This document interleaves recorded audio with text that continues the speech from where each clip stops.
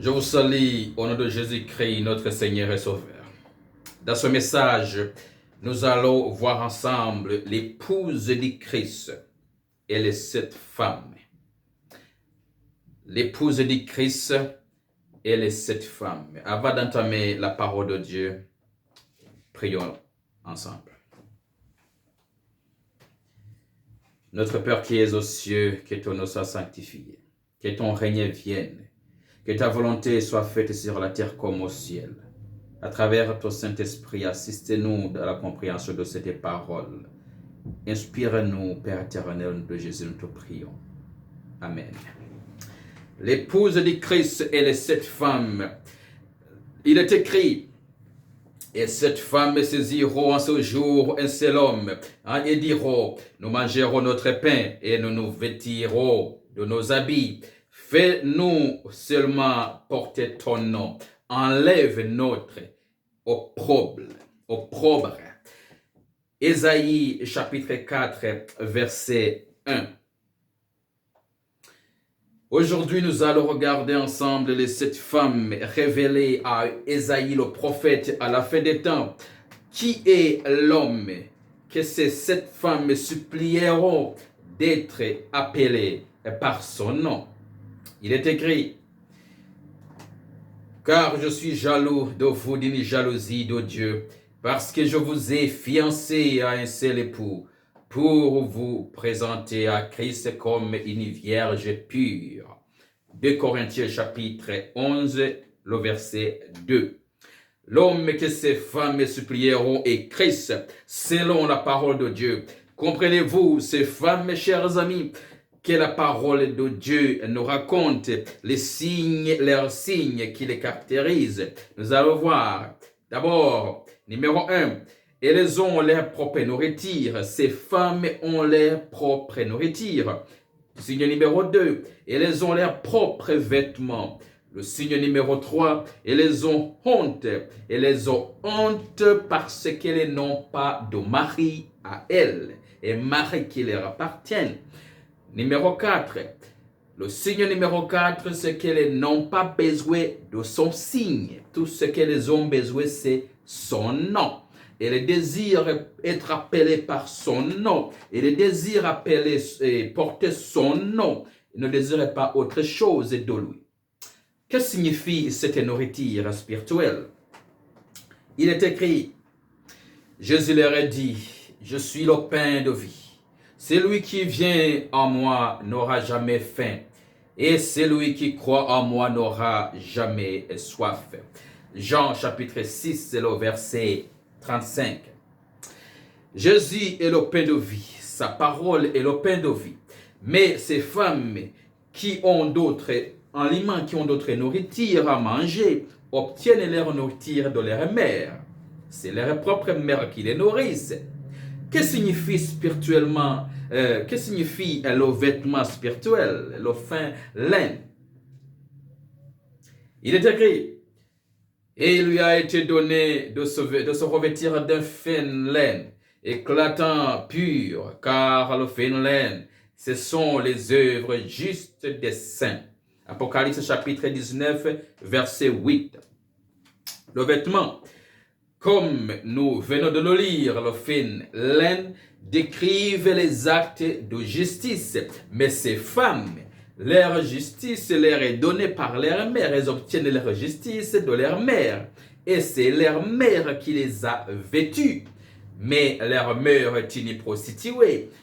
Et elle est la mère de ces prostituées. Comme il est écrit, cette femme était vêtue de pourpre et d'écarlate, et parée d'or, de pierres précieuses et de perles. Elle tenait dans sa main une coupe d'or remplie d'abominations et des impuretés de sa prostitution. Sur son front était écrit un nom et mystère, Babylone la grande, la mère des impudiques et des abominations de la terre. Apocalypse chapitre 17, verset 4 jusqu'au verset 5. Ces femmes représentent les églises les plus peuplées du monde, apprenant à chanter le nom du Christ, mais refusant d'accepter ses souffrances. Vous en ferez connaissance au fur et à mesure que nous progressons dans son message. D'abord, si vous leur demandez, puisque Jésus a lavé les pieds de ses apôtres et les a ordonné de se laver les pieds les uns les autres quand ils font la Sainte Seine, ne pensez-vous pas que vous voudriez faire la même chose? Mais vous les verrez sauter ici et là en disant que cela ne les concernait pas, qu'il n'y a pas raison de le faire. Mais Jésus a dit à son épouse de se laver les pieds avant d'avoir la Sainte Communion. C'est un commandement, comme nous le lisons dans Jean chapitre 13, le verset 12 jusqu'au verset 15. Il est écrit, après qu'il leur eut lavé les pieds et qu'il eut pris ses vêtements, il se remit à table et leur dit, comprenez-vous ce que je vous ai fait? Vous m'appelez maître et seigneur, et vous dites bien, car je le suis. Si donc je vous ai lavé les pieds, moi, le Seigneur et le Maître, vous devez aussi vous laver les pieds les uns aux autres, car je vous ai donné un exemple afin que vous fassiez comme je vous ai fait. Un commandement ici, faire la même chose. Exemple numéro 2. Une autre façon de reconnaître que ces femmes,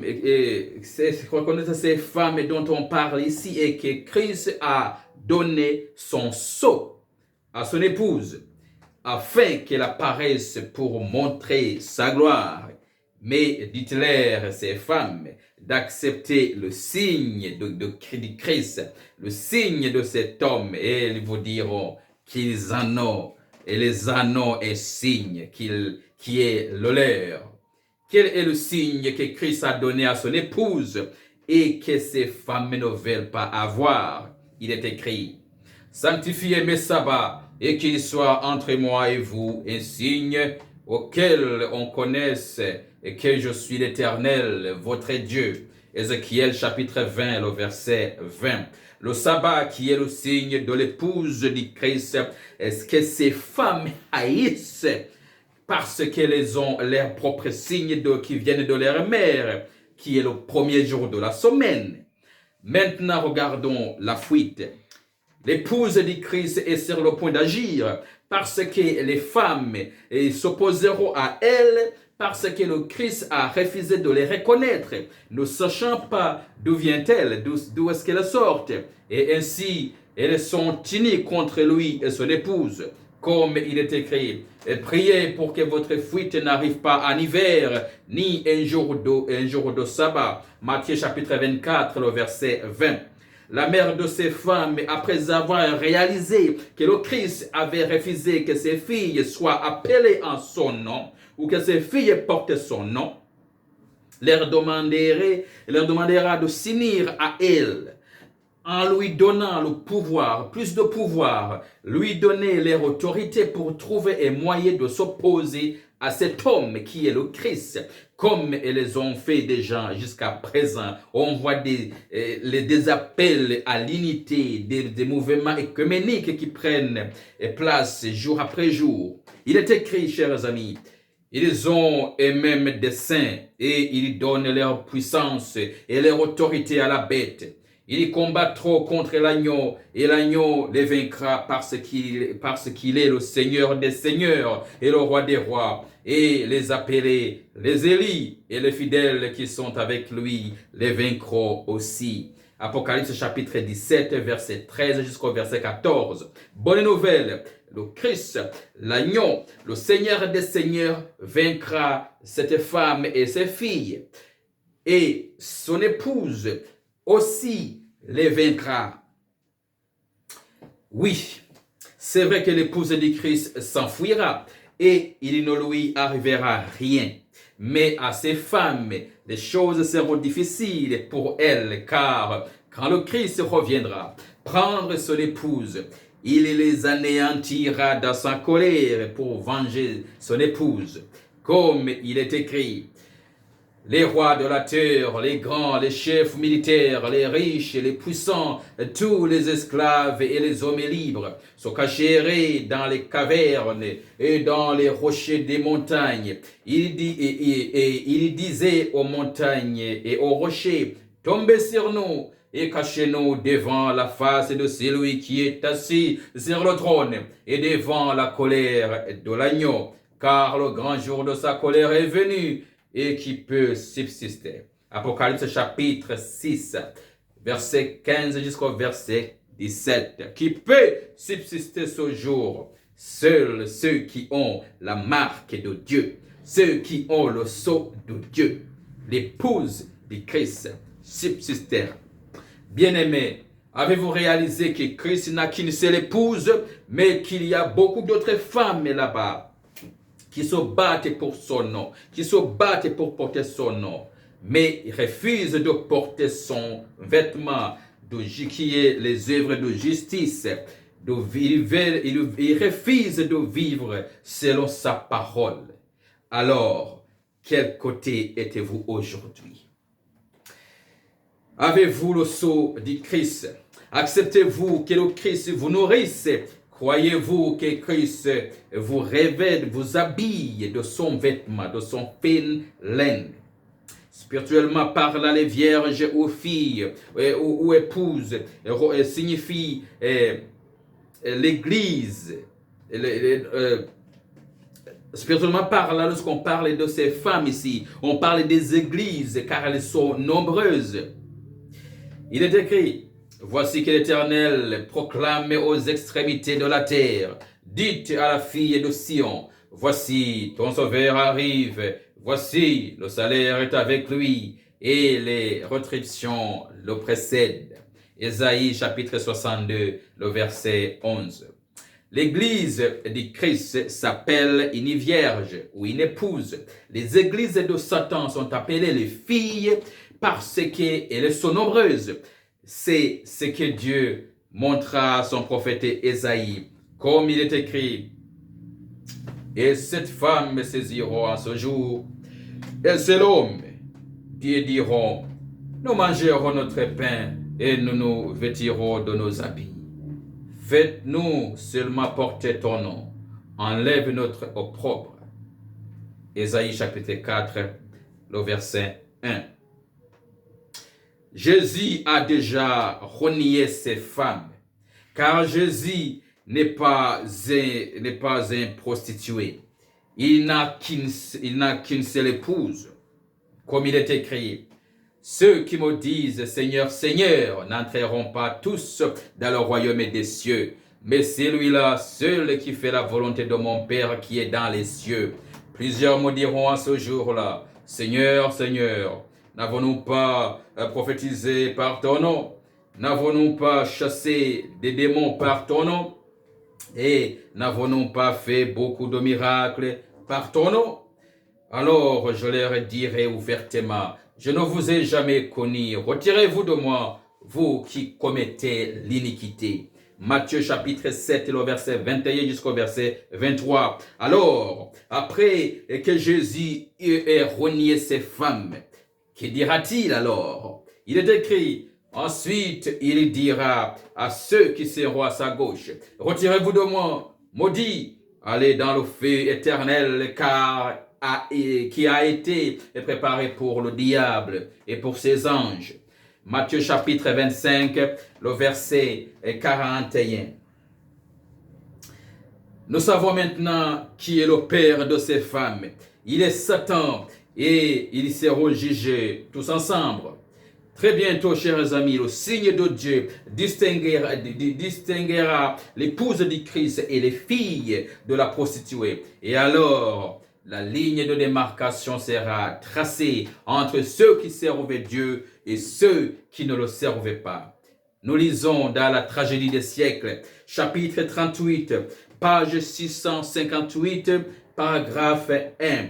Il est écrit, La question du jour de repos, le point de la vérité particulièrement contesté, sera la grande pierre de touche de la fidélité.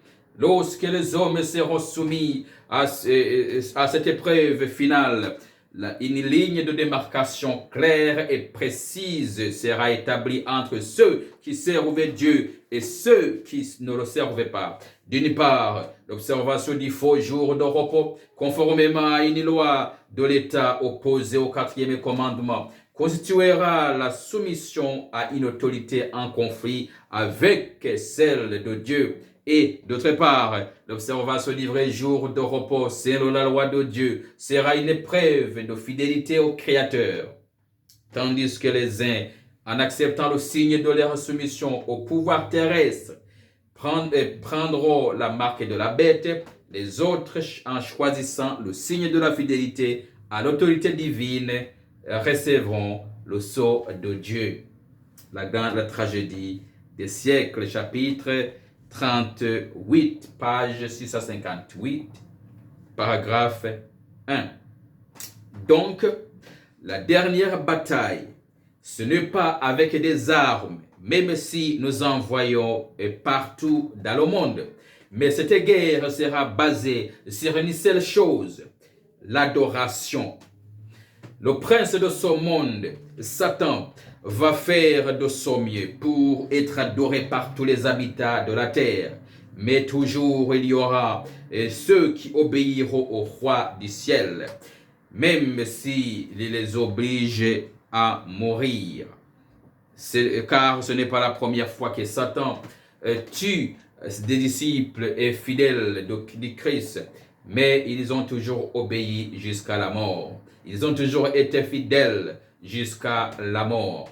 Il est écrit, ne crains pas ce que tu vas souffrir. Voici, le diable jettera quelques-uns de vous en prison, afin que vous soyez éprouvés, et vous aurez une tribulation de 10 jours. Sois fidèle jusqu'à la mort, et je te donnerai la couronne de vie. Que celui qui a des oreilles entende ce que l'Esprit dit aux églises. Celui qui vaincra n'aura pas à souffrir la seconde mort. Apocalypse chapitre 2, verset 10 jusqu'au verset 11. Il est aussi écrit, et j'entendis du ciel une voix qui disait, écris, heureux dès à présent les morts qui meurent dans le Seigneur. Oui, dit l'Esprit, afin qu'ils se reposent de leurs travaux, car leurs œuvres les suivent. Apocalypse chapitre 14, verset 13. Mon ami, es-tu l'épouse du Christ? Alors pourquoi êtes-vous fatigué d'être patient alors que la dernière bataille est sur le point de commencer? Puisque vous dites que vous êtes l'épouse du Christ, êtes-vous prêt pour la grande bataille? Êtes-vous prêt pour la guerre finale? Maintenant que vous n'écoutez pas l'avertissement du Christ qui vient du lieu très saint, du sanctuaire céleste, comment serez-vous victorieux quand vous ferez ce que vous pensez que c'est beau à vos yeux? En suivant votre philosophie, en suivant la philosophie des hommes, et vous vous excusez en disant, Dieu connaît mes luttes, Dieu connaît mes batailles, mes souffrances. Qui détesterait un avertissement, puis se rassurerait qu'il gagnerait la bataille, qu'il serait victorieux à la fin. C'est le secret de la victoire de l'épouse du Christ. Voici le secret, que ta volonté soit faite dans ma vie. Si vous marchez dans cette prière, si nous marchons dans cette prière, nous sommes bien l'épouse du Christ.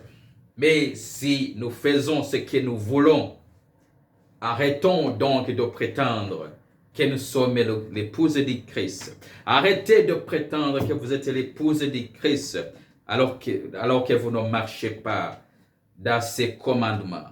Vous ne l'êtes pas. Il est écrit, puis ayant fait quelques pas en avant, il se jeta sur sa face et pria ainsi, mon Père, s'il est possible que cette coupe s'éloigne de moi. Toutefois, non pas ce que je veux, mais ce que tu veux. Et il vint vers les disciples et qui trouva endormi. Et il dit à Pierre, vous n'avez donc pu veiller une heure avec moi. Veuillez prier, afin que vous ne tombiez pas dans la tentation. L'esprit est bien disposé, mais la chair est faible. Il s'éloigna une seconde fois et pria ainsi. Mon Père, s'il n'est pas possible que cette coupe s'éloigne sans que je la boive, que ta volonté soit faite. Matthieu 26, verset 39 jusqu'au verset 42. Jésus a fait ce que son Père voulait qu'il fasse. Sa mission sur cette terre était de glorifier son Père en faisant sa volonté. Christ, à son tour, demande à son épouse. Christ nous demande de faire la volonté de Dieu et non pas suivre notre propre philosophie. Tout ce que nous devons faire, chaque décision que nous devons prendre, doit glorifier Dieu. Arrêtons de marcher dans les traditions des hommes. Prions ensemble. Notre Père qui es aux cieux, aide-nous à aimer ce que tu aimes. Aide-nous à haïr ce que tu es. Que ta volonté soit faite dans notre vie. Aide-nous à marcher dans l'obéissance de ta parole. Au nom de Jésus, nous te prions. Amen.